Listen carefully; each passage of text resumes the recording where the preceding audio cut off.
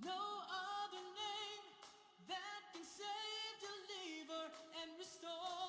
Oh, Jesus the same, yesterday, today, and forevermore. There is no other name that is greater than Jesus. Whoa, yeah, whoa.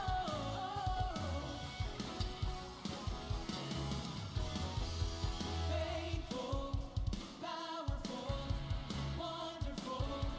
Jesus is beautiful, merciful, supernatural.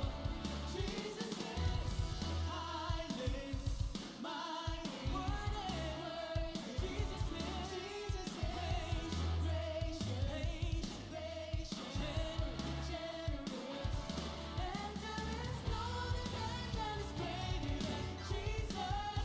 Jesus the same, yesterday, today, and forevermore. No other name, no other name that can save, deliver, and restore. Oh, Jesus the same, yesterday, today, and forevermore. There is no other name that is greater than Jesus.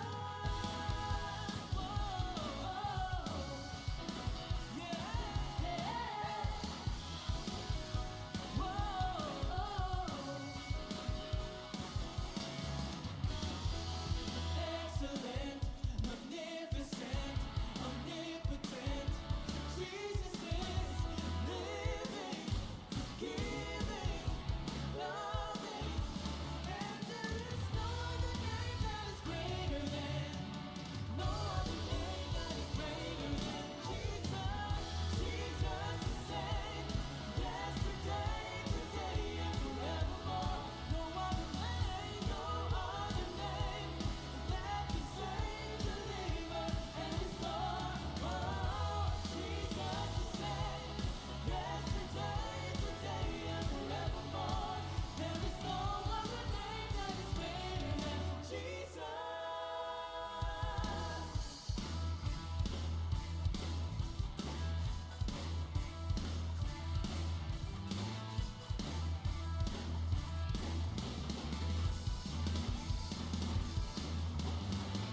Nothing can separate us.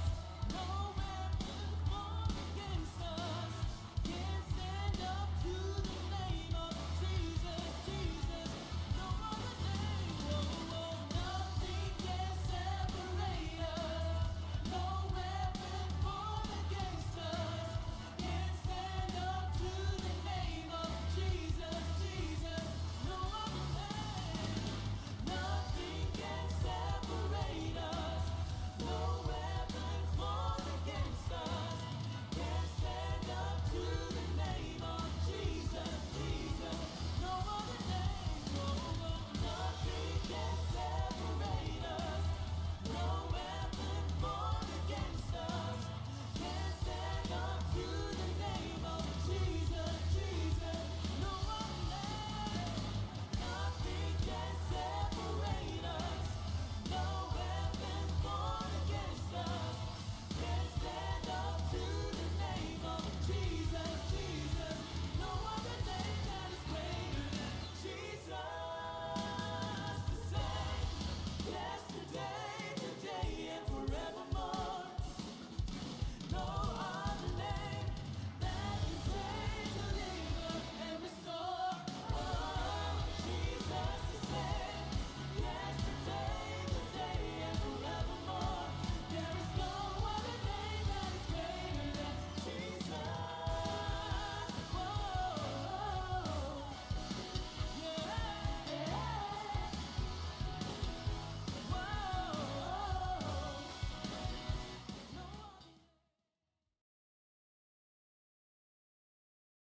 Po natin yung ating mga katabi. Batiin naman po natin sila ng napakagandang umaga. Ayan. Ayan. Welcome po ang lahat at inanyayahan na po na magsipasok po dito po sa loob ng ating sambahan. Ayan. Sige po, tayo pong lahat ay tumayo. Ayan, sama-sama po tayong magpupuri sa ating Panginoon. Hayaan niyo po na basahin ko po ang sinasabi po sa awit 100 verse 5. Ang sabi po rito, napakabuti ni Yahweh, pag-ibig niya ay walang hanggan. Pag-ibig niya ay tunay, laging tapat kailanman. Ayan, purihin po ang Diyos sa kanya pong mga sinasabi. At patuloy po tayo na magpasiyasat po ngayong pong umaga sa ating Panginoon. Sama-sama po tayong manalangin. Panginoong Jesus, tunay nga na dakila ka at wala pong kapantay ang iyong kabutihan. Salamat, Panginoon, sa kabutihan mo. Salamat, O Diyos, sa bawat araw dahil laging bago ang aming nararanasan. Kasama ka. Salamat, Panginoon, sa buong isang linggo na sinamahan niyo po kami. Ano man po yung mangyari, ano man po yung sitwasyon, ikaw yung Diyos. Ikaw ang Diyos. Salamat, Panginoon, sa patuloy na kalakasan, sa buhay po na lagi po namin nararanasan ang iyong presensya. Salamat, Panginoon, sa araw na ito na kami ay binigyan niyo po ng pagkakataon na muli makapagpasalamat, makapagpuri, at maibalik sa iyo ang karapat-dapat, Panginoon, na papuri.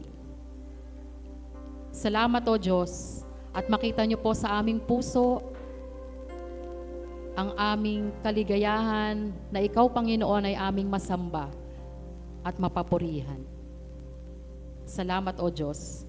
Ano man po, Panginoon, yung aming pong mga dalahin, ano man po, Panginoon, yung mga kabigatan, alam po namin, Panginoon, nagagaan po ito sa pangalan mo, Panginoong Jesus.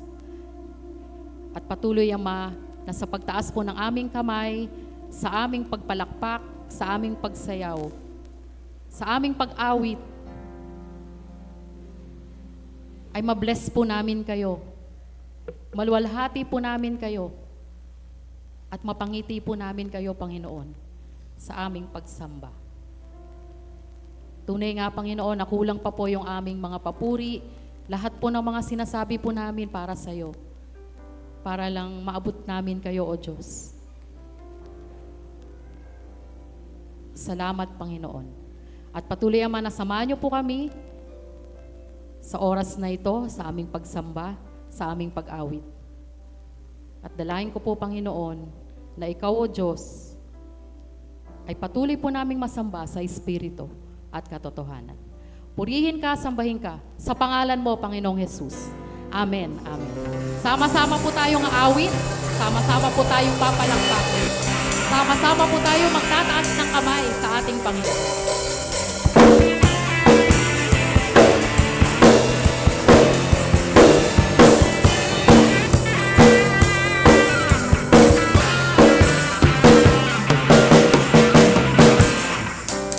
Nais ko sa buhay ko ay purihin ka.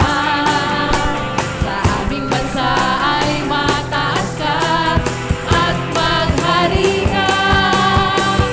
Ang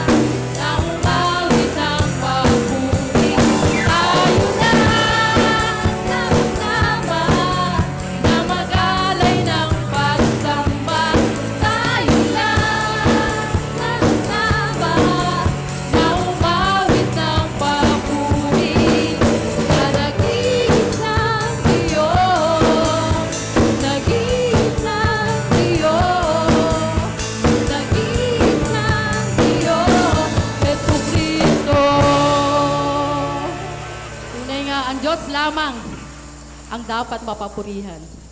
Salamat, Panginoon. Salamat, O Diyos.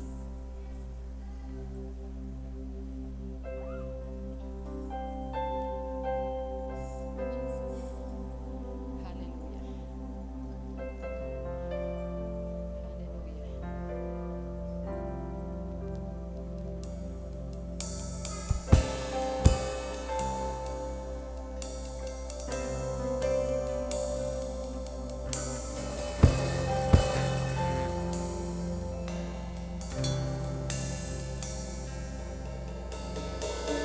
Piliin ko ang magpuri sa iyo at magtiwala sa iyong kaparaanan. Maghihintay sa iyo, aking Panginoon. Kailanman hindi ako pababayaan. Higit sa sitwasyon at suliranin, ang iyong dakilang ngalan. Sa gitna ng bagyo, aawitan kita. Sa lungkot at sa saya, pupurihin kita. Ikaw, O Diyos, ang matibay na sandigan sa lahat.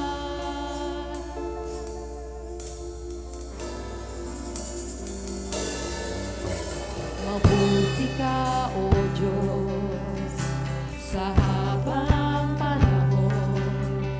Katapatan ay hanggang sa kalangitan.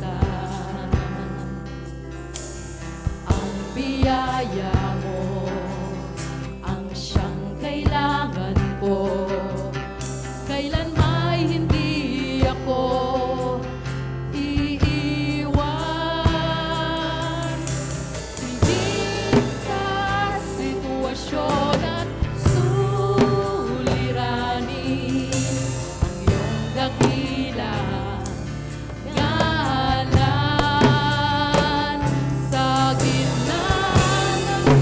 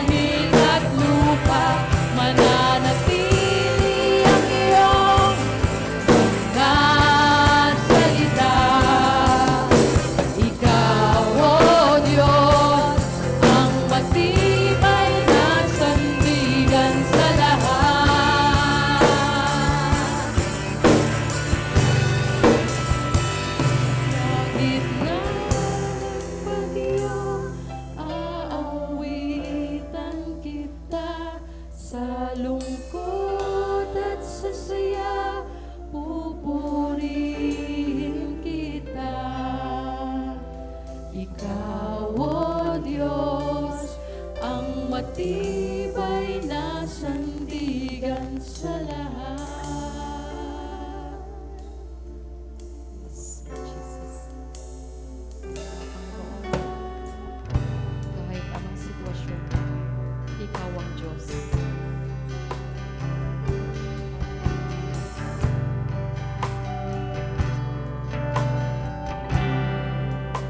At kahit na sa kawalan ako'y aawit, kahit na sa kabiguan papuri ay ihahatid, dahil sa Ikaw ang ang tanging makakanlungan, dahil sa pag-ibig mo ay pangwalang hanggan.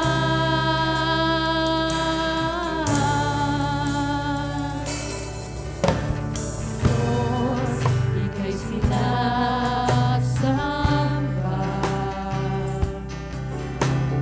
puso, isip at kaluluwa, dahil sa dakila mong ngalan at taglay mo kapangyarihan. Kahit na sa kawalan ako'y aawit, kahit na sa kabiguan papuri ay ihahatid, dahil sa Ikaw ang ang tanging makakanlungan, dahil sa pag-ibig mo ay pangwalang hanggan. Itataas ang ngalan mong banal, ihahayag na Ikaw lang tangi kong mahal.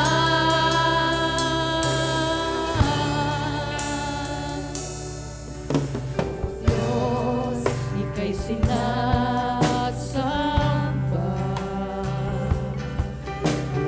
puso, isip at kaluluwa, dahil sa dakila mong ngalan at taglay mo kapangyarihan.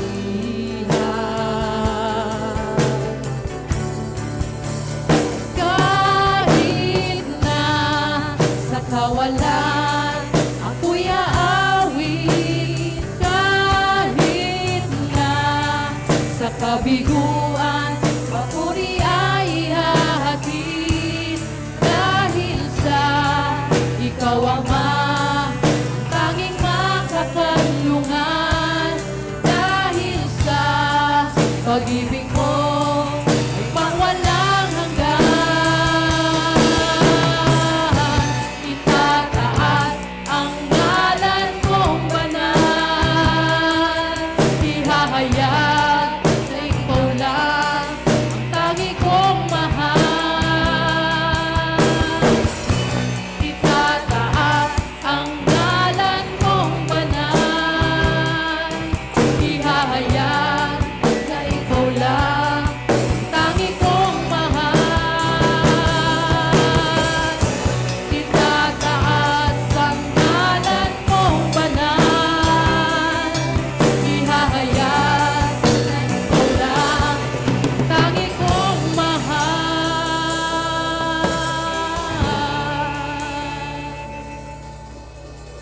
Diyos, Ika'y sinasamba.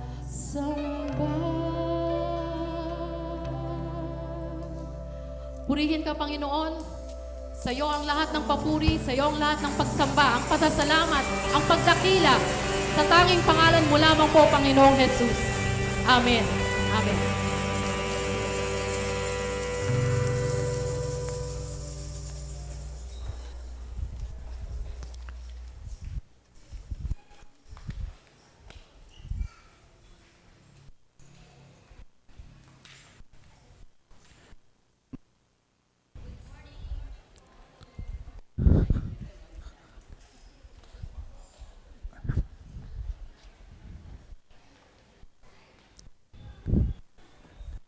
Yan. Good morning po mga kapatid. Maganda ho ba umaga nyo? Yan. Salamat po, no? After almost 2 weeks, no? Hindi ho sa atin ang araw. So, salamat po dahil pagkasikat ng araw, Agosto na. So, papasalamat po tayo muli sa pagkakataon na ngayon po tayo po ay sasama-sama sa pagsamba at nasa bahagi po tayo ng pag-aaral ng salita ng Diyos. So, pagpapatuloy po natin ang pangalawa sa huling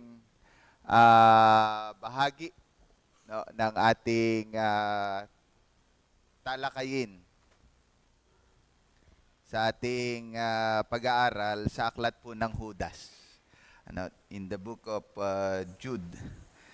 So, sige po, ang paksa po na ating tinatalakay sa kabuuan ng aklat ay stand up in your faith. So, sa aklat po ng Judas, tiningnan po natin yung unang linggo for the benefit and for the sake po nung wala rito, ay pinag-aralan po natin yung salutations. Sino ang sumulat, no? Sino ang recipient, no? Tapos the second Sunday, pinag-aralan naman po natin yung intention o the purpose of it.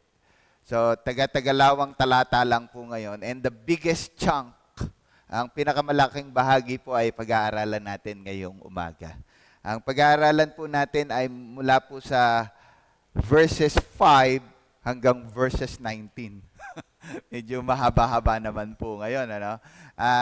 Para lamang po ma-update natin itong 5 to 19, we have to detail verses 1 to 4. So, yun po yung reason behind. So, sige po, saglit tayong tumayo. No? At babasahin ko lamang po sa inyo hanggang verse 7. Verses 5 to 7, but ang pag-aaralan nga po natin ay verses 5 to 19 sa aklat po ng Judas. Ganito po sinasabi, at mas prefer ko po ngayon na pagbasahin sa inyo sa wikang Tagalog.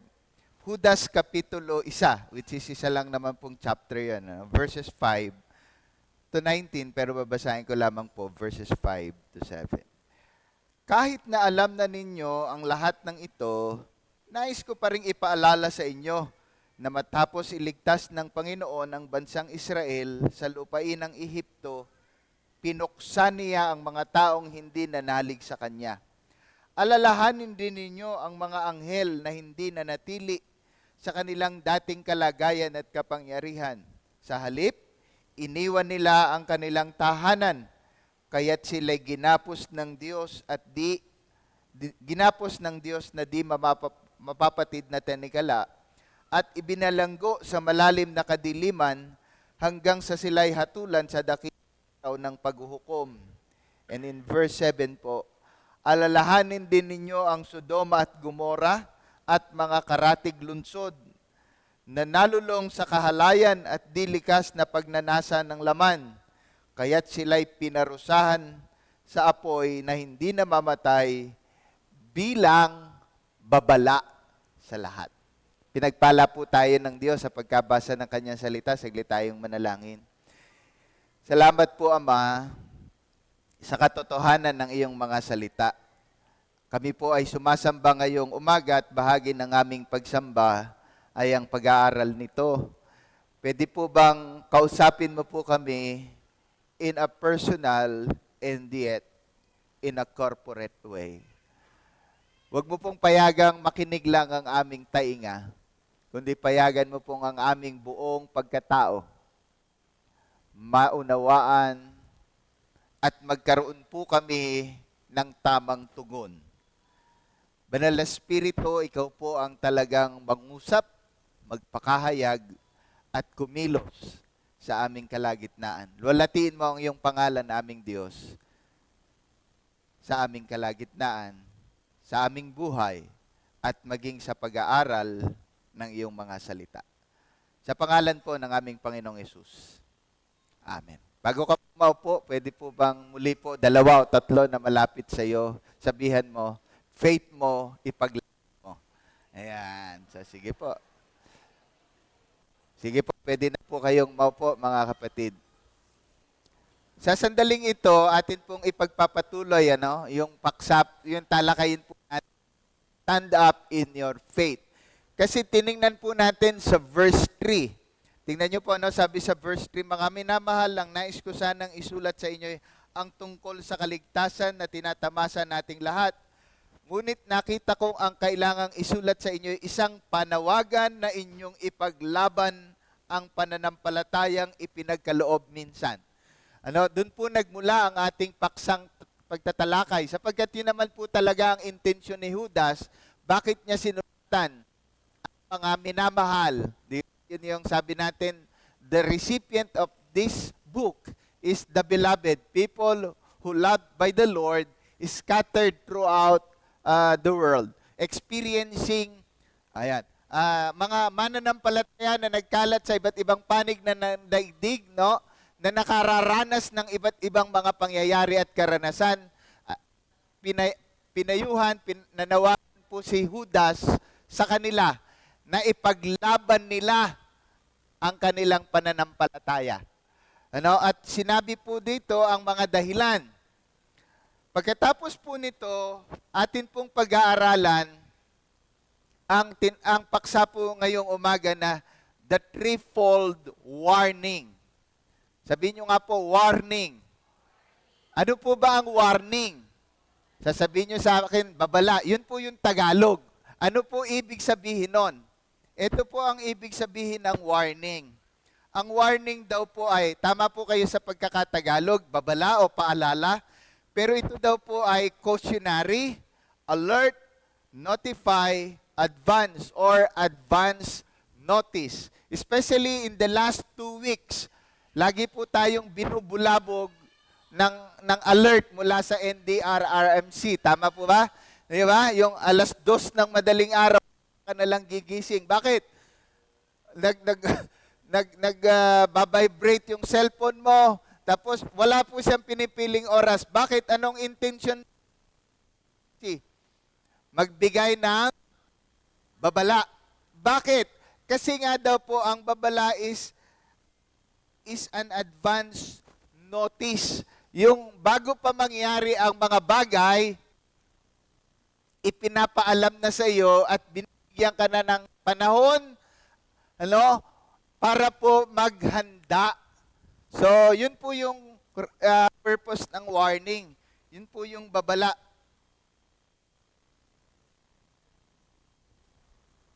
Tingnan po natin, ang tatlong, threefold. Basta threefold, yung tatlong bahagi ng babala ni Judas sa kanyang mga sinulatan. Of course, nasabi po natin na ang mga sinulatan dito, ang immediate recipient o audience nito, mga mananampalatayang Hudyo. Pero at the same time, isinusulat din po ito sa bawat mananampalataya. Kaya nga, mga kapatid, ito ay babala o paalala rin po sa bawat isa sa atin. So, babala patungkol saan ang isinulat po ni Judas? Tatlong bahagi po. Kaya nga sabi natin, babala. Una po, babala ni Judas about God's judgment o sa paghahatol ng Diyos. Pangalawang babala ay babala laban sa mga bulaang tagapagturo o false teachers. At pangatlo po ay babala patungkol sa mga huling panahon. Sa English po, sabi, warning about God's judgment, warning against false teachers, and warning as a anticipation for the last days o sa mga huling araw. Tingnan po natin yung una. Babala mga minamahal ng Diyos, patungkol sa kanyang paghatol.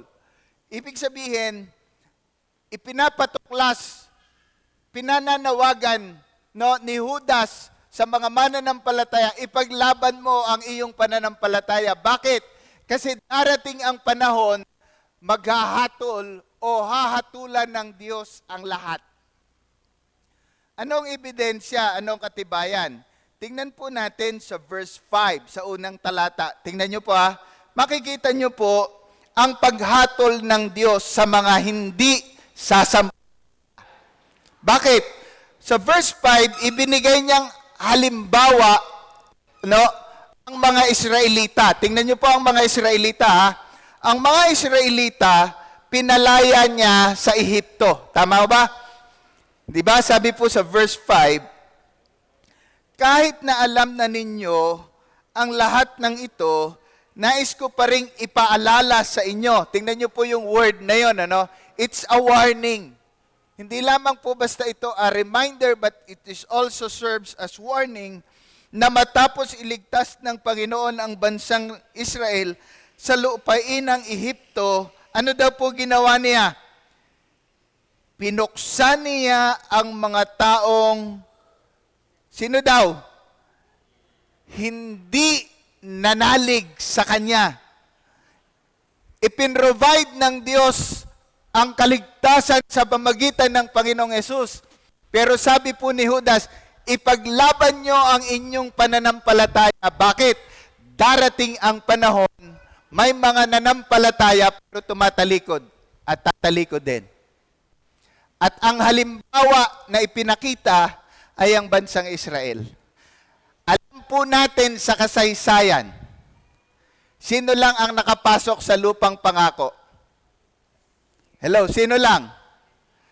Si Joshua at si Caleb. And aside from them, mga tao lamang po na edad, 20 pababa. Can you imagine that? Therefore, sabi po ni Judas, fight, stand up, struggle for your faith. So, pangalawa po, na bahagi ng paghahatol ng Diyos ay hindi lamang sa mga hindi mananampalataya. Sabi po, sa mga rebelding anghel. Tingnan nyo pa, verse 6. Ano po sabi sa verse 6? Alalahanin din ninyo. Tingnan nyo po yung word na yun again and again, alalahanin. Alalahanin. Di ba? So, ibig sabihin talagang binibigyang diin po ito ni Judas. Sabi po niya, alalahanin din ninyo ang mga anghel na hindi nanatili sa kanilang dating kalagayan at kapangyarihan. Sa halip ay, ano daw po? Iniwan ang kanilang tahanan. Kaya't ginapo sila ng Diyos ng di mapapatid na tanikala at ibinalanggo sa malalim na kadiliman hanggang sa sila'y hatulan sa dakilang araw ng, ano daw po? Paghuhukom. Judgment. Totoo po na ang Diyos ay pag-ibig. Totoo po ay ang Diyos ay Diyos ng kahabagan. Totoo po na ang Diyos ay Diyos na mapagkalinga. Pero wag ho nating kakalimutan, ang Diyos din po ay Diyos ng hustisya na naghuhukom.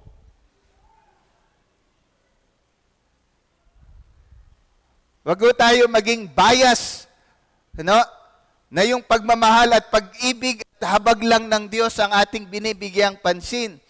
Wag ho nating kakalimutan, ang Diyos ay Diyos na banal. Ang Diyos ay Diyos ng paghatol at katarungan. Pangatlo po, kung ang pag-uusapan po natin ay hukom ng Diyos, ipinakilala naman po, una po, about God's judgment over unbelievers, God's judgment over rebellious angels, pero God's judgment over immoral Sodom and Gomorrah. In verse 7, saan sabi? Tingnan niyo po verse 7. Alalahanin din ninyo. So, mga kapatid, hindi ho bibiro at hindi ho nagwawalang bahala dito si Judas sapagkat paulit-ulit niyang sinasabi, alalahanin ninyo. Verse 7, alalahanin din ninyo ang Sodoma at Gomora, ang mga karatig lungsod na nalulong saan daw po? Sa kahalayan at dilikas na pagnanasa ng laman. Speaks about homosexuality po ito. Oo, bakit? Ang mga taga Sodoma at Gomora, hindi na po sila satisfied sa pakikipag-sex sa opposite sex. What they are looking is sex over the same sex. So, kaya nga po sabi natin, the immoral. Oh, hindi lamang po ito babae sa babae, lalaki sa lalaki. Dumating po sila sa point, tao sa hayop na pakikipagtalik. And that's why Jude is calling them to stand up. Oo, yan ang nagaganap sa paligid. At sa panahon natin, na tila baga tinanggap na ng lipunan. Pero tandaan ninyo, hindi ngunit ibinatas ng ating bansa o ng anumang bansa ay magiging legal sa harap ng Diyos.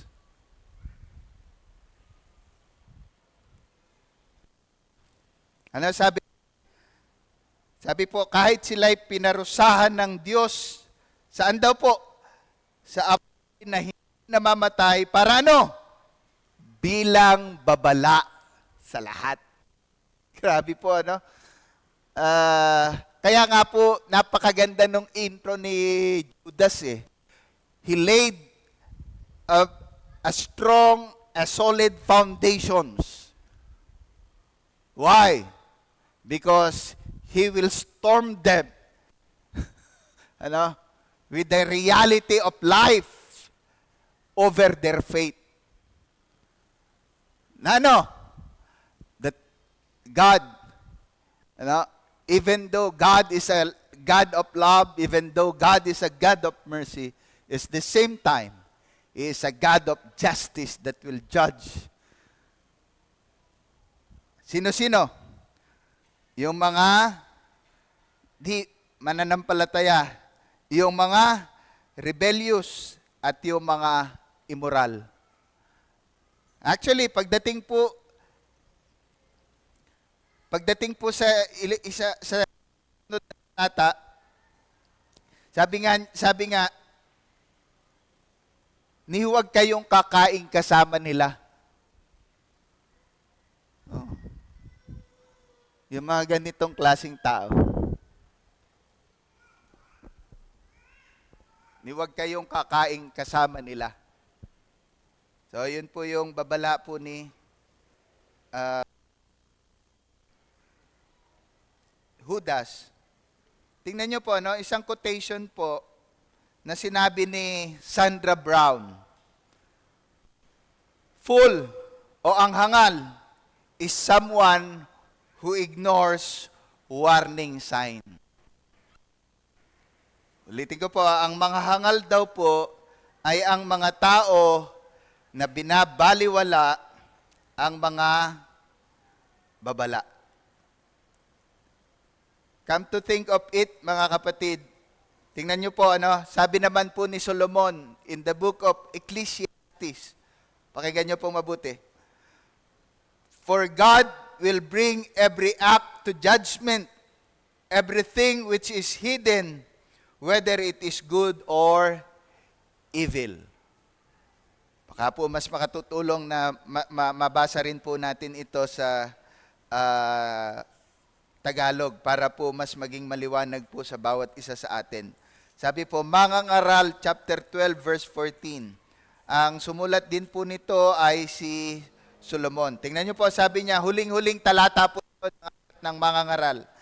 At nang gagawin natin, hayagman o lihim, mabuti o masama, ay ipagsusulit natin sa Diyos.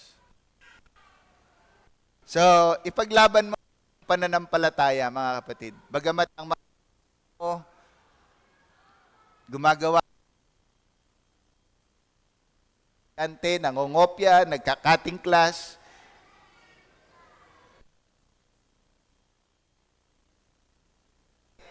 ikaw ang maging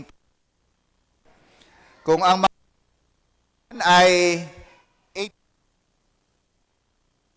alis kaya sa ganon. Mga tao man may birthday, ano mang okasyon, hindi nawawala ang doon. Sabi nga, ipaglaban mo. Pangalawang bahagi po ng babala na binigyang pansin, binigyang diin ni Judas, no, sa mga mananampalatayang kanyang sinulatan ay ito po, ang mga bulaang guro. Mapapansin din po natin yan actually, no, sa verse 3.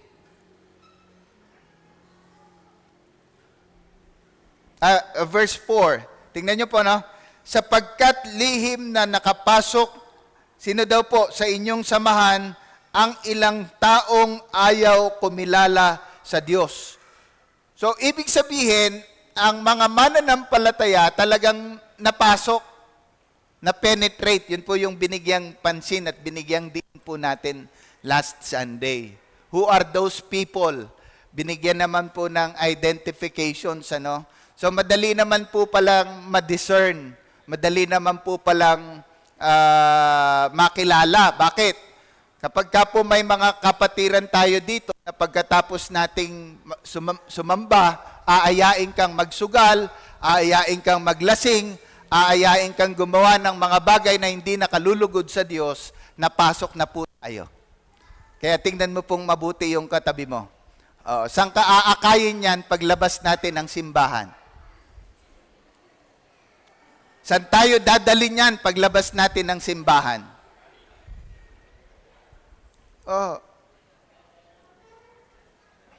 So, tingnan po natin. Sino-sino ito? How do we identify these false teachers? Mga kapatid, maniwala kayo o hindi, ang false teachers ay hindi lamang mga tao na tumatayo sa pulpito at nangangaral ng mga maling aral.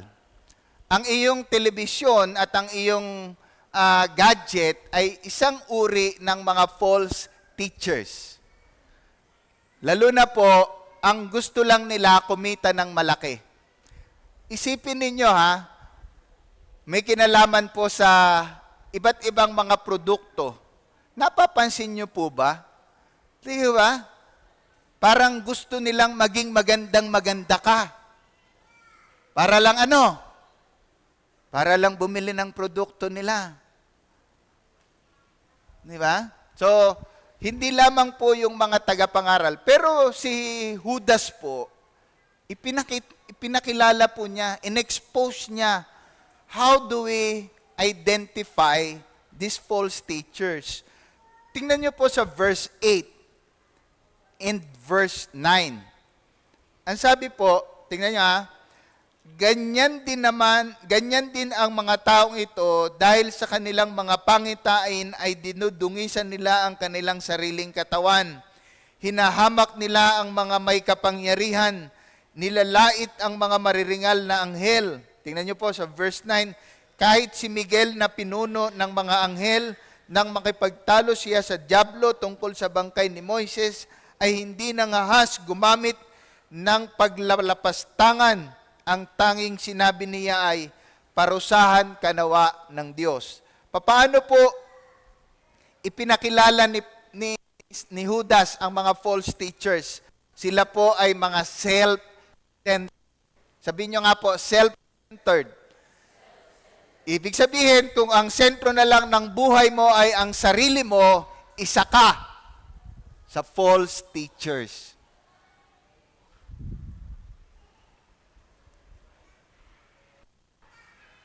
Hindi lamang po sila self-centered.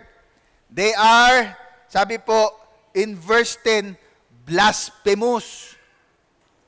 Kaya po kahit sa mga salita natin, mga kabataan,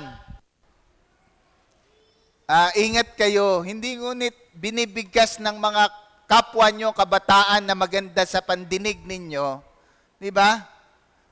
Especially the word baliw. Di ba? Kayong mga kabataan, akala nyo biro-biro lang, baliw. Alam nyo ba yung mga salita na yon? Para joke lang na, napaka-KJ mo, pastor. Yun na nga ang malungkot eh. Akala mo lang simpleng salita lang. Pero actually, pagka pinag-aralan mo yung salita na yon, yung banggitin mo daw yon sa iyong kapwa, bakit?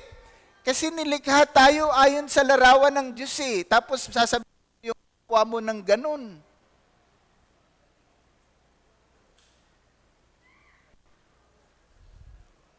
Baliw has the same meaning of hangal, of fool.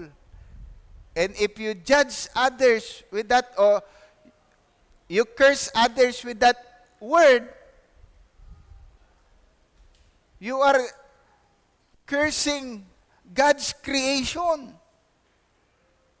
Kaya po kahit kayo mga magulang, ingat po tayo sa pagsasalita at sa pag-describe natin sa ating mga anak. Kasi meron din pong power yan sa kanilang mga buhay. Kung ang i-inculcate mo sa kanila, tamad ka, tamad ka, tamad ka. B-O ka. So, mga kapatid, sinabi po dito, ang mga false teachers ay mga blasphemous, mapanlait. Hindi naman po nakakahulugang hindi natin sila tuturuan. Alam na po natin na tamad sila, huwag mo nang i-inculcate. Pwede po tayo magkaroon reverse psychology. Naksipagan mo naman. Di ba? At least mag-isip tayo ng mga bagay na hindi po pwede naman eh. Nga lang po siyempre talaga, kailangan po nating turuan din ang ating sarili sa mga bagay na yon. Pangatlo po, ito po matindi, mga rebelde o mga hindi marunong sumunod. Verse 11, tingnan niyo po sa verse 11. Kakilakilabot ang sasapitin sapagkat sumunod sila sa halimbawa ni Cain, tulad ni Balaam, at hindi sila nagatubiling gumawa ng kamalian dahil lamang sa salapi, nagimagsik silang tulad ni Korah. Tingnan niyo po, nakakatuwa po. Ako, amazed ako how Jude wrote this. Kasi sa unang bahagi, 3 halimbawa yung ipinakita niya, mga unbeliever, mga rebellious angel, and then the immoral Sodom. Dito, 3 karakter din po yung kanyang 3 karakter din po kanyang inihalimbawa. Sino-sino? Nag-umpisa siya kay Cain. Sino pa? Si Balaam. Di ba? Alam niyo ba ang kwento ni Balaam? Hello? Alam niyo ba yung kwento ni Balaam? Si Balaam po yung naka-experience na sinagot siya ng asno. Yung asno na nagsalita. Si Korah. Kilala niyo po ba si Korah? Hindi po yung ate ko. Ayan. Si po yung Korah ng ate ko, yung Korah ng K. Sila po yung pinabuka ng Diyos yung lupa, nilamon sila ng buhay, and then tingnan mo nga po yung katabi mo. Si Cain, si Balaam, o si Korah. Pero isang bagay lang po ang dinescribe sa kanila. Rebellious. Were disobedient. So, madali naman po palang ma-identify ang mga false teachers Hindi naman po yun. Tingnan nyo po Sabi po, yung rebellion nila is, sabi daw po ay, hindi sila sumusunod sa mga namumuno.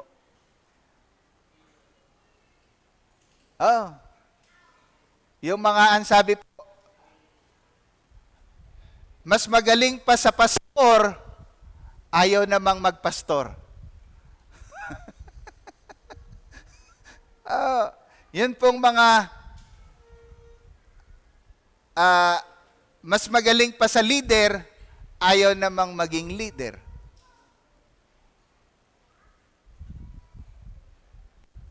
Kahit sabi po, mga hindi nagpapasakop sa may kapangyarihan.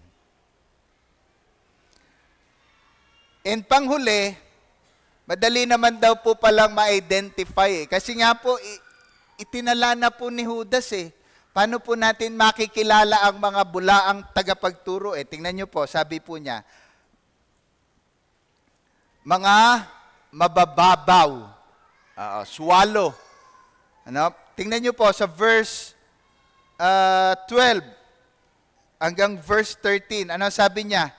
Napakalaking kahihiyan at kasiraang puri ang sila'y makasama ninyo sa mga salo-salong pangmagkakapatid. Tingnan nyo po ha, ito nga, niwag daw po tayong kakain kasama nila. Ano-ano ang mga ugali nila? Sabi po, wala silang iniintindi kundi ang kanilang sarili. Selfish. Ano pa? Tingnan nyo po para silang mga ulap na tinatangay ng hangin. Sa English po yan, ang tawag po, waterless cloud. Sabi po, na hindi nagdadala ng ulan. Mga punong kahoy na binunot, tingnan nyo po sabi, pati ugat at talagang patay na. Bakit? Dahil hindi namumunga. Tingnan mo nga po yung katabi mo, may bunga na po ba yan? Madali lang po palang makilala eh. Tingnan nyo po sa verse 13, sila'y mga alon sa dagat na ang bula ay kanilang mga gawang kahiya-hiya, mga ligaw na bituin. Actually, sa English, ang isinulat ko po, wandering. Hindi nila alam kung saan sila pupunta. Hindi nila alam kung anong gusto nila. So, madali naman po palang makilala. Pero sabi ni Judas, darating ang panahon. Ito'y mangyayari. Therefore, sabi niya, faith mo, ipaglaban mo. Contend with your faith. Bakit po sinasabi ni Judas na huwag ka man lang makikisalo sa kanila? Kasi sabi po ng Bible, di ba? Bad company. Hindi niyo alam yung kasunod nun? Corrupts good character. Kaya ingat po talaga tayo sino ang mga kinakasama o nakakasama natin. Ulit-ulitin po natin. Kapag kayong mga tao na kasama natin, ilalayo tayo sa Diyos, hindi kaibigan yan. Kapag ka po ang mga tao dadalin tayo sa kabalbalan, hindi po kaibigan yan. Pero kapag ka ang mga tao na nakapaligid sa atin, dadalin tayo sa kabanalan, pahalagahan po natin, samahan po natin. Pagka po may mga tao, may mga kapatid po tayo na inaaya tayo, tara life group tayo. Sama po kayo. Tara mag-mission tayo, sama po kayo. Pagka po sinabing mag-prayer meeting tayo, sama po kayo. Pero pagka po yung mga tao, akayin kayo sabi, tara sabong tayo. Tara, inom tayo.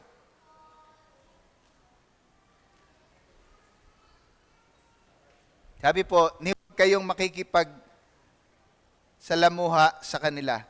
Tingnan niyo po, no? Ang sabi po ng babala,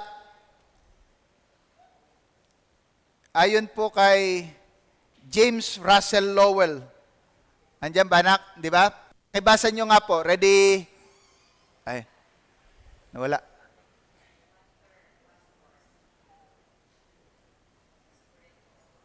Nawawala eh. Ayaw.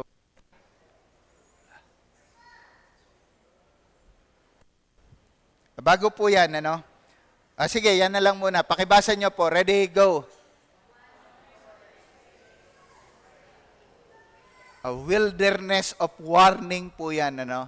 So, Tulad po ng ating projector, nagwa-warning na po yan. Nagbababala na po yan. Nagsasabi po yan na baka namang gusto nyong mag-sponsor.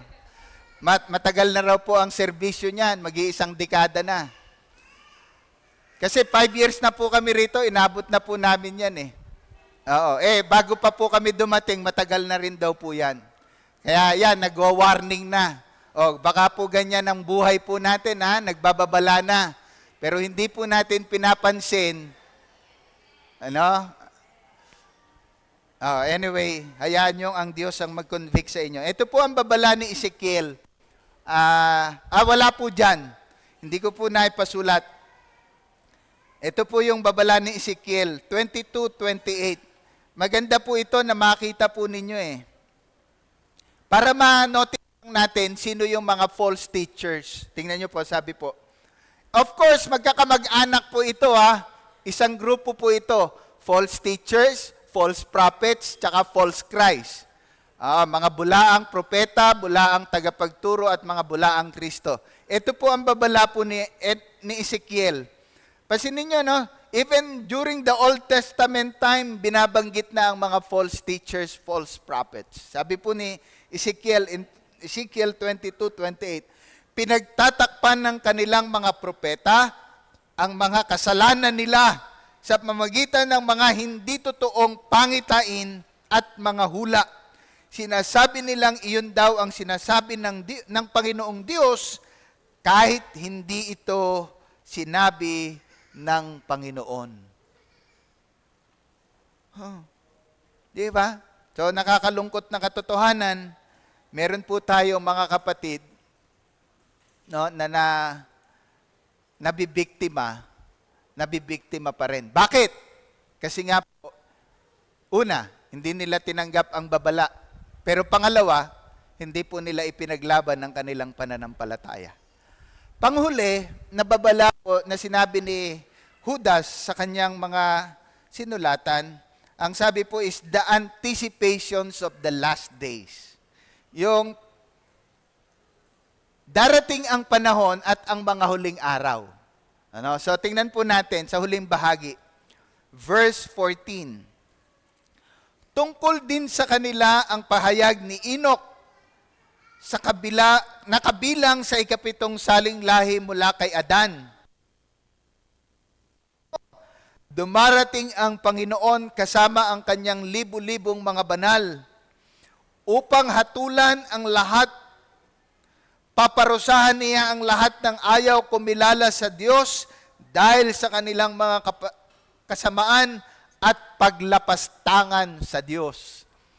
Darating po talaga ang tinatawag na the reign of Christ. Ito po maganda, together with His holy ones. Meaning, ito po maganda, kapag ipinaglaban mo ang faith mo, sa huling araw, meron pong tinatawag na millennial reign. Ang Panginoong Jesucristo ay maghahari sa loob ng 1,000 taon. Tingnan niyo po sa verse 15. Sabi po niya, upang hatulan ang lahat, paparusahan niya ang lahat ng ayaw kumilala sa Diyos dahil sa kanilang mga kasamaan at dahil sa mga paglapastangan sa Diyos. Yung verse 14 po pala, dumarating ang Panginoon kasama ang kanyang libu-libong, sino daw po? Mga banal. So kung ang faith mo, ipinaglaban mo hanggang sa pagbabalik ng Panginoon, sabi po, maghahari kang kasama na. At ano gagawin? Paparusahan ang lahat ng mga naglapastangan sa Diyos. Sabi po ni Judas, time will come. Hindi lang yon. Sabi po ni Judas in verse 17 to 9, sa verse 19, sabi po niya, mga minamahal, alalahanin ninyo ang sinabi ng mga apostol, the reminder from the apostles' teaching. Di ba? Yung anticipations of the last days is the reign of Christ together with His holy ones. And then the reminders of the apostles' teaching. Ano ibig sabihin? Kahit ang mga alagad nung panahon nila, ipinapaalam na that there will be an end times. There will be a last days. At ito po, sabi po niya, mga minamahal, alalahanin ninyo ang sinabi ng mga apostol ng ating Panginoong Hesukristo. Noon pa'y sinabi na nila sa inyo, sa huling panahon ay may lilitaw na mga taong mapanlait, sumusunod sa masamang pagnanasa ng laman. Ito ang mga taong lumilikha ng pagkakabahabahagi, mga makamundo, at wala sa kanila ang Espiritu. Madalas sa kwentuhan namin ni Council, ito yung kanyang binibigyang diin. Tiyakin ninyo na ang Espiritu na gumagawa sa atin ay ang Espiritu Santo. Hindi po Espiritu ng alak. Hello? Bakit? Yun po ang sinabi ni Pablo eh. Huwag kayong maglasing ng alak sapagkat ito'y nakasisira ng maayos na pamumuhay. Sa halip, mapuspos kayo ng Espiritu Santo. Uli, ito po yung babala ng ating Panginoon. Si Jesus mismo ang nagsabi nito. Sana po may flash. Wala na talaga, no? Ayan, mukhang ayaw na talaga. Masyado ng maraming babala na tinanggap ito kasi hindi lang ngayon nagloko yan. No? So, ibig sabihin, hindi yung pinapansin, matagal na. No? So, ayan. So, yung Matthew na anak, Matthew 24:42, pakibasa nyo nga po. Wala, talaga, no? Ayaw na. Sa Matthew 24, verse 42, ito po ang babala ng ating Panginoong Jesus. Nang kausapin niya ang kanyang mga alagad, ito sabi niya, wikang English po kasi nakasulat eh. Hindi, ang hirap naman po tumalikod kayo lahat kasi sa likod may screen. Ano? So, Matthew 24:42. Ayan, Matthew 24, verse 42. Ganito po sinasabi.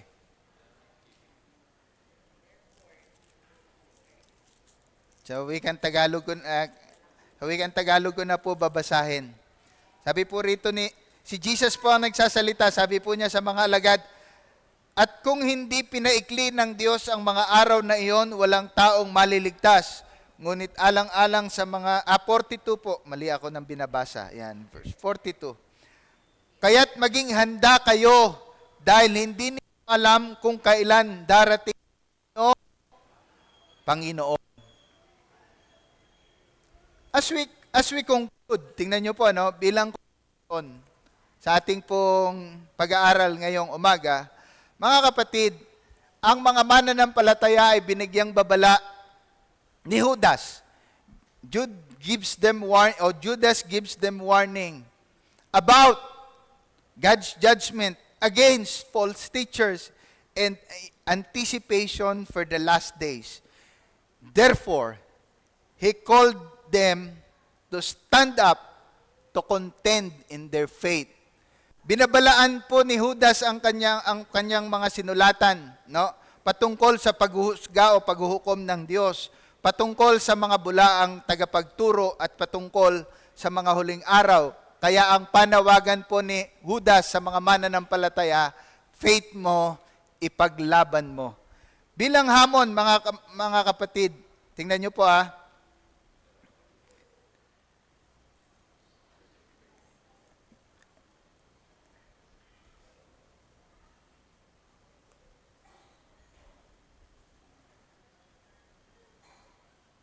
Tingnan niyo po ito po yung babala po ni John Owen. The most tremendous judgment of God in this world is the hardening of the hearts of men. Pakinggan niyo pong mabuti lang to. Huwag niyo pong payagan, mga kapatid, patigasin ng Diyos ang puso mo. Gusto niyo pong malaman kung ano ang larawan ng pagpapatigas ng puso ng Diyos? Dahilan sa pagbabaliwala, sa babala. Pakinggan niyo po ang kwento ni Moises sa bansang Israel kung paano pinatigas ng Diyos ang puso ng Parao. Dumating ang panahon, disaster po talaga, chaotic po talaga, nung patigasin ng Diyos ang puso ng Parao. Therefore, sabi nga natin, the threefold warning, ang tatlong ulit na babala, na ano? Ang paghuhukom ng Diyos, di ba? Patungkol sa mga bulaang propeta at patungkol sa mga huling araw. Therefore, mga kapatid, huwag mo nang patigasin ang puso mo. Ang panahon ay malapit na. Sana po, ito na yung panahon na isuko mo ang buhay mo sa Panginoong Hesus. Ito na yung panahon na piliin mong mabuhay talaga sa kabanalan. Ito na yung panahon na talagang paglingkuran natin ang ating Panginoong Hesus. Ito na yung panahon na magkaroon po talaga, sabi ko nga po sa topic namin last Friday sa men's life group namin, not just information, but transformation. Unless and until we surrender our life fully sa Panginoong Hesus, hindi po talaga magkakaroon ng transformation. Ang seguridad, ang katiyakan na ibinigay maging ni Judas, ang kanyang mga sinulatan ay ang Panginoong Hesus. Ang kaligtasang tinanggap mula sa Panginoon. Pero dapat po ang kaligtasan natin, hindi lamang po natin tinatanggap. Dapat po ipinapamuhay. Bakit? Kasi po darating ang paghuhusga ng Diyos. May mga bulaang tagapagturo na nakakasalamuha tayo. At darating ang panahon ng mga huling araw. Ito po maganda. Sa panahon, kung ang faith mo tama ka ng Panginoong Hesus na maghahari. Can you imagine that? Di ba napakasarap? Ang boss po natin talaga, literally, physically, during those days, ang Panginoong Hesus. Maganda umaga po at pagpalain po kayong lahat ng Panginoon. Sa sandaling ito, tayo po ay magpapatuloy pa rin ang ating pagsamba. At sa sandaling ito, tayo po ay nasa bahagi ng pagsamba sa magitan naman po ng pag-aalala ng ginawa ng ating Panginoong Hesus. Bakit po ba worth it, no, na italaga po natin ang ating buhay sa Panginoong Hesus? Ito po yung sandali, ito po yung panahon, ito po yung pagkakataon, no, nasariwain po natin na inalay po ng Panginoong Hesus ang kanyang buhay. Di ba? Lahat po ng kasalanan natin ay binayaran at pinatawad na. Ang kapalit po nun, ang buhay ng ating Panginoong Hesus. Pwede po bang habang tinatawagan ko po ang aking mga kasama na pumunta rito sa unahan, tayo at ay tumayo. So, lahat po ng kasama ko po para po sa pag-aalalang ito, can I invite you to please come forward? Kilala nyo naman na po kung sino kayo, please come. And then, tayo naman po sa kalipunan, ang paalala po ng banal na kasulatan, yes, ating mga sarili. Can we all close our eyes? Can we all bow our head for a moment, mga kapatid? Sige po. Yuko po tayo, pikit po tayo, at saglit po nating ipasiyasat ang ating puso sa harap ng Diyos. Baka lang, hanggang ngayon hindi mo pa kinikilala si Jesus sa buhay mo bilang Panginoon na tagapagligtas. Huwag mong sayangin ang pagkakataong ito na isuko mo ang buhay mo sa Panginoong Jesus. Pangalawa, baka sakali may mga kasalanan pa rin po sa puso mo na iniingatan mo. Mga kasalanan na nais ng Diyos na talikuran mo pero hindi mo pa rin po ginagawa. Samantalahin po natin ang pagkakataong ito na binibigyan po tayo ng pagkakataon sa liwanag po ng babala ng salita ng Diyos. Ama, ngayong umaga, ipinapahayag po namin ang aming taus-pusong pagpapasalamat at pagtanaw ng utang na loob. Sa biyaya ng iyong pag-ibig at pagliligtas, pagpapatawad at pagtubos ng aming mga kasalanan, na ngayon po ay sama-sama naming aalalahanin sa paglalarawan po sa naging hirap, sakit hanggang sa kamatayan po ng aming Panginoong Hesus. Payagan mo po aming Diyos na banalin ang sandaling ito. Pagpalain mo po kaming pare-pareho sa aming pagsasalo-salong ito. Gawin mo po na manariwa ito sa amin at akayin kami sa isang pagpapasya katulad ng aming pag-aaral kanina. Isuko, italaga, ipagkatiwala sa iyo ang buhay ng bawat isa at akayin kami na mabuhay po talaga sa kabanalan at sa pagbibigay karangalan at kaluwalhatian sa iyo. Banalin mo po at pagpalain ang mga elemento. Payagan mo po na maging ang mga sangkap na ito, bagamat mga pangkaraniwang tinapay, pangkaraniwang inumin, ngunit sa pagkakataong ito'y sumisimbolo sa katawan at dugo ng aming Panginoong Hesus. Banalin mo po ang mga ito, pagpalain ito sa aming buhay, at sa gayon, kami po ay maging pagpapala. Sa pangalan po ng aming Panginoong Hesus. Amen.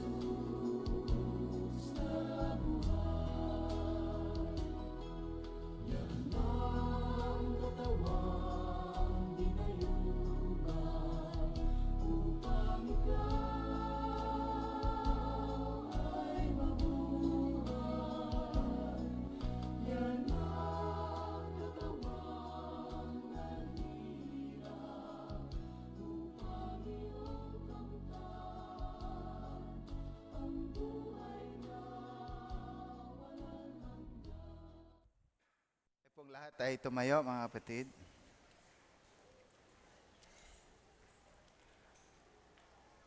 Muli po, Ama, salamat. Salamat sa karangalan at kasi na ngayon po kami ay magsalo-salo sa iyong dulang. Buong puso, buong pagkatao, aming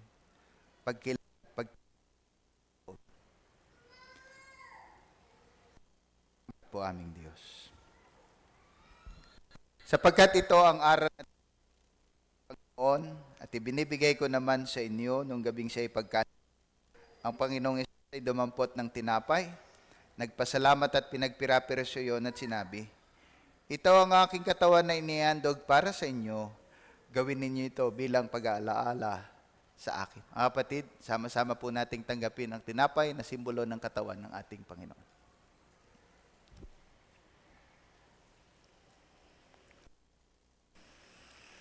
Matapos magapunan, dumampot din siya ng saro at sinabi, ang sarong ito ang bagong tipan na pinagtitibay ng aking dugo. Tuwing iinumin niyo ito, gawin ninyo bilang pag-aalaala. May sama na simbolo ng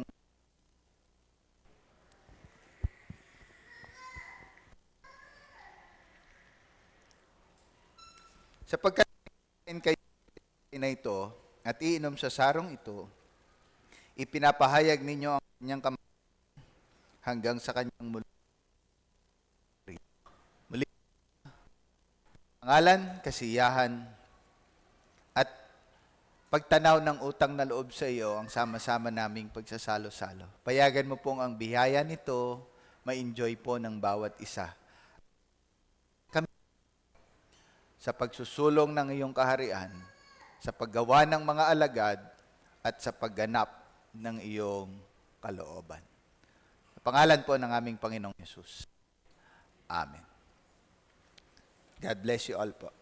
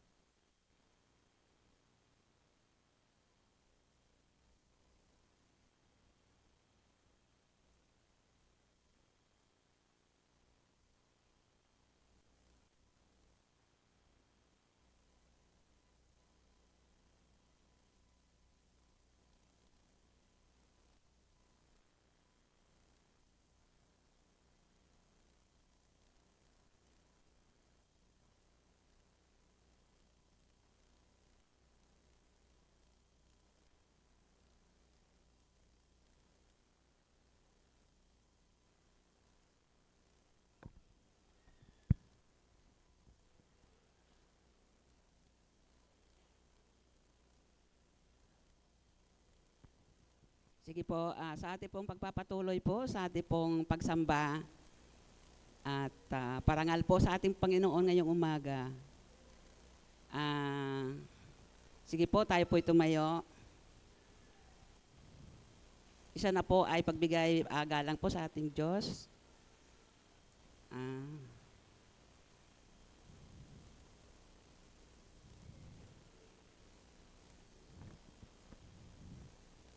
Okay po. Sige, pansinin po natin ang sinabi po ni Haring David. Bahagi po ng kanyang panalangin na matatagpuan po natin sa unang Kronika 29:16. Sabi ni Haring David, Yahweh aming Diyos, ang lahat ng kayamanan na ito na aming pong ibinigay sa inyo upang ipagawa ang iyong tahanan ay galing rin naman sa inyo. Ibig sabihin mga kapatid, wala po tayong tinatangkilik na sariling atin. Tayo po ay mga katiwala lamang sa mga bagay na mayroon tayo. Kaya po ang hamon ngayong umaga ay ibigay natin sa Panginoon na maluwag sa ating kalooban ang para po sa Kanya. Tayo po yung manalangin. Panginoon, salamat po. Purihin ka. Sa ganitong pagkakataon, Ama, at talagang kinikilala po namin na ikaw po talaga ang Diyos. May-ari ng lahat ng bagay, magiging aming buhay. Ang aming mga tinangkilik ay galing sa iyo at wala po kaming pag-aari kahit ano. Kaya Lord, nawa ngayong umaga, tanggapin mo po ang aming pong handog para sa iyo. Nawa po makita po sa aming puso na mayroong pasasalamat, mayroong pagmamahal, na ikaw po ang Diyos na nagbibigay po sa amin ng buhay at lahat ng aming pangangailangan. Purihin ka, Ama. Ito pong aming dalangin sa pangalan ni Jesus. Amen.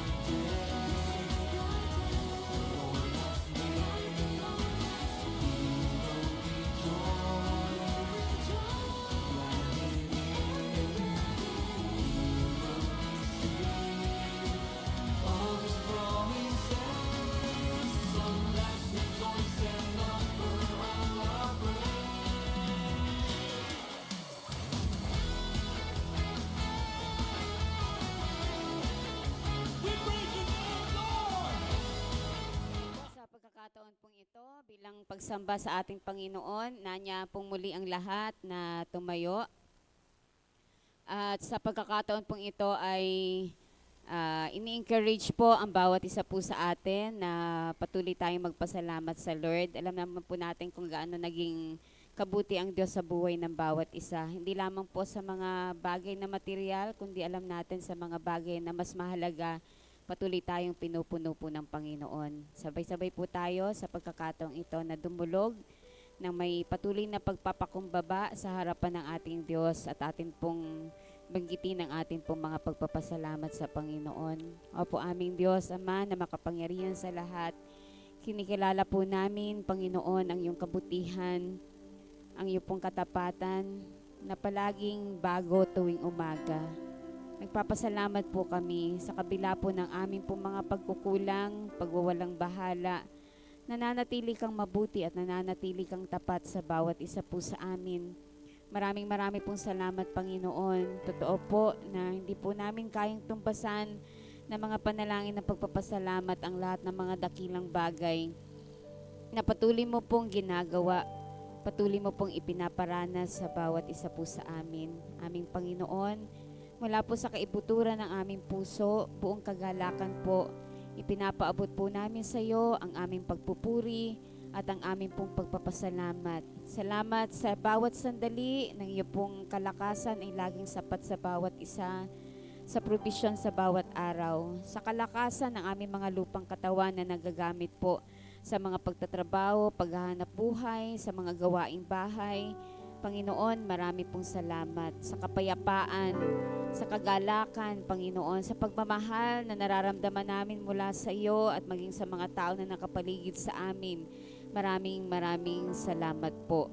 At sa mga bagay na hindi namin kayang banggitin, patuloy ka naming pinupuri at pinasasalamatan.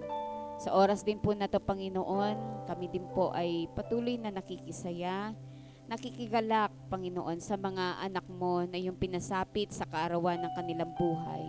Sa mga kapatid namin na nagsipagdaos ng anibersaryo ng kanilang kasal.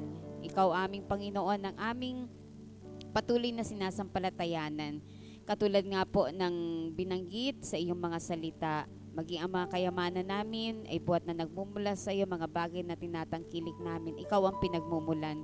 Gayon din po ang aming buhay na taglay po namin ngayon, ito po ay nagmula po sa iyo. Kaya Panginoon, tanggapin mo po ang pagpupuri at pagpapasalamat ng aking pong mga kapatid na iyo pong pinadaos sa kaarawan ng kanilang buhay at sa aming mga kapatid na nagsipagdaos ng anibersaryo ng kanilang kasal. Sa papasalamat po kami at amin pong sinasampalatayanan, amin pong pinananaligan na sa panibagong taon na iyo pong ipagkakaloob sa kanila, masigit pa po ang kaya mong gawin na ginawa mo po sa kanila noong nakaraang taon. Pagpalain mo ang kanilang buhay, Panginoon. Samahan mo sila sa bawat sandali. Bigyan ng pagtatagumpay sa lahat ng kanilang gagawin. Pagpalain ang lahat ng gawa ng kanilang mga kamay.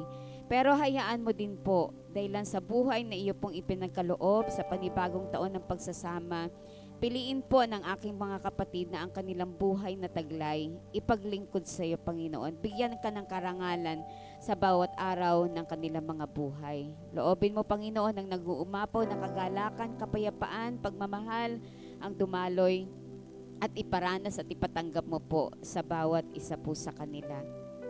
Sa pagkakataon din pong ito, aming Diyos, alam mo po ang iba't ibang mga pinagdadaanan po ng iyong mga anak.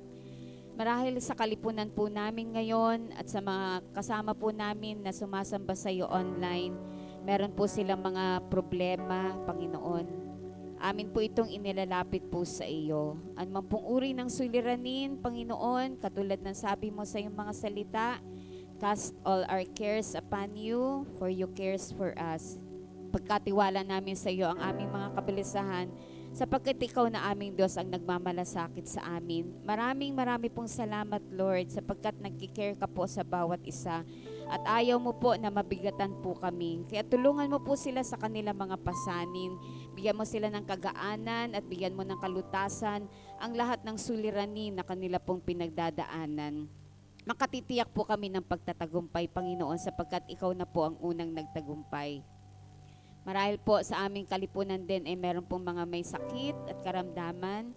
At marahil din po, Panginoon, maging ang mga kapatid namin kaya hindi po nakadako sa lugarang ito ay meron pong mga karamdaman. Panginoon, ikaw po ang Diyos na manggagamot. Ikaw po ay Diyos na makapangyarihan. Wala pong mahirap at wala pong imposible sa iyo. Kaya patuloy po kaming lumalapit sa iyong mahabaging trono at nakikiusap buong pagpakumbaba.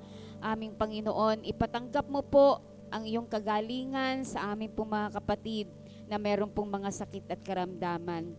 Inaangkin po namin sa pangalan ng aming Panginoong Yesus.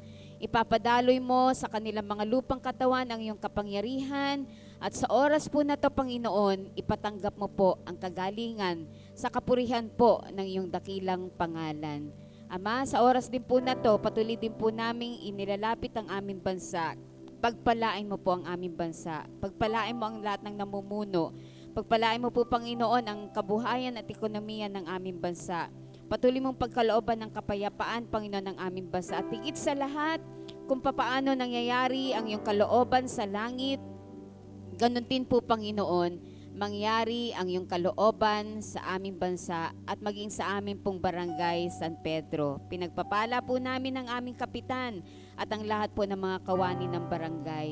Pinagpapasalamat po namin na patuloy mong pupunuin ang aming barangay ng kapayapaan, kagalakan, at sasawain mo po, Panginoon, ang mga masasamang elemento na nagwawasak ng buhay ng aming mga kabataan, nagwawasak ng buhay ng bawat pamilya. Bagkos, Panginoon, hiniling namin ang paghahari mo po sa bawat pamilya ng aming pong mga kabarangay ang siya pong makapangyari. Panginoon, sa umaga pong ito, maging sa mga bagay na hindi po namin kayang isa-isahin sa panalangin, ang lahat po ng pangangailangan ng iyong mga anak, aming inaangkin sa makapangyarihang pangalan ng aming Panginoong Yesus.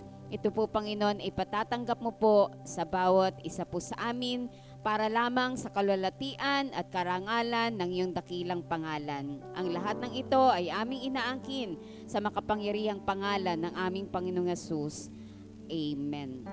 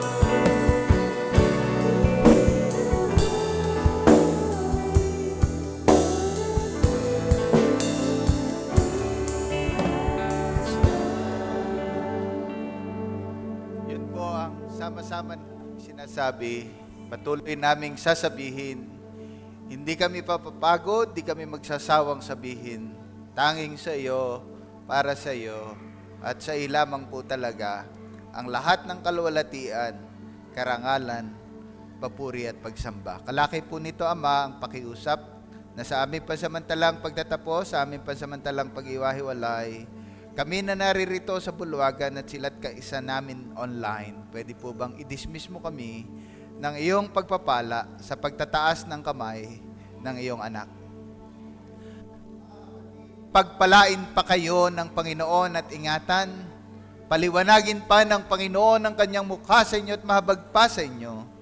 Ilinga pa ng Panginoon ang kanyang mukha sa inyo at bigyan pa kayo ng lalo pang kalakasan, kalusugan, kasaganaan, pagtatagumpay, ngayon at sa harapin ng inyong buhay, kasama ng inyong mga mahal sa buhay. Sa pangalan ng Ama, at sama-samang magsabi ng Amen at Amen. Kulang po kayo para sa ilang mga pagbabalita, pahayag at pagbati. Ayan, good morning po sa bawat isa. Konting announcement lang naman po. Tayo po pala ay meron na pong page sa YouTube. Ayan, ako po yung namamanhik sa bawat isa po na ating pong i-follow ang ating page dito. At mapapanood po natin doon yung mga previous na mga pananambahan po natin. Ayan, sa Facebook po kasi nawawala. So, maaari pa din balikan doon po sa page natin sa YouTube po. Ayan. And then, ako din po ay namamanhik sa bawat isa na atin pong suportahan ang ating mga life group. Ayan, pwede po bang pumalakpak lahat ng may kinakaanibang life group? Ayun, marami pa po. Ay, marami naman po pala. Ayan, and ako din po ay namamanhik sa mga wala pa pong sinasamahang life group. Nalapit po kayo sa akin or kay Jack para mabigyan ko po kayo ng leader at ng grupo po na masamahan nyo po. Ayan, and ako po ay namamanhik na wag po natin taguan ng ating life group leader. Ayan, araw-araw po kayong pinagpe-pray niyan. Ayan, so suportahan po natin ang ating mga leaders. Ayan, and next Sunday po, ganun pa rin po, dalawang pananambahan po tayo. Alas 8 and 10:30 a.m. Patuloy po tayo mag-invite ng ating mga kumare, ng ating mga kapitbahay. Ayun yung mga project parents po dito. Invite po natin yung mga co-parents po natin na minsanan lang po nating makasama. And then, ang local youth camp para po sa mga kabataan po ito. Mami, Daddy, encourage po natin ang ating mga kabataan na suportahan po natin ang kanilang local youth camp. Ayan. Sa ano pa naman po yun? Sa September pa naman po yun. So, isang buwan pa po or higit pa para mapag-ipunan yung kanilang registration na 150 pesos. Ayan. So, pinagpapaalam po na po agad ang inyong mga kabataan, ang inyong mga anak na 13 years old pataas. Baka magpaalam po na may camp. Totoo po yun. Hindi po yun joke. Ayan, may camp po sila sa September. So, ayun, supportahan po natin. Ayun lang po. God bless po sa bawat isa. Bago po tayo umuwi, magkamustahan muna po tayo. Pwede po na po tayong mag-usap-usap dyan sa gilid-gilid. Ayan, sige po. God bless po. Sige po, tayo pong lahat ay tumayo. Kamayan po natin yung ating pong mga katabi habang tayo yung maawit.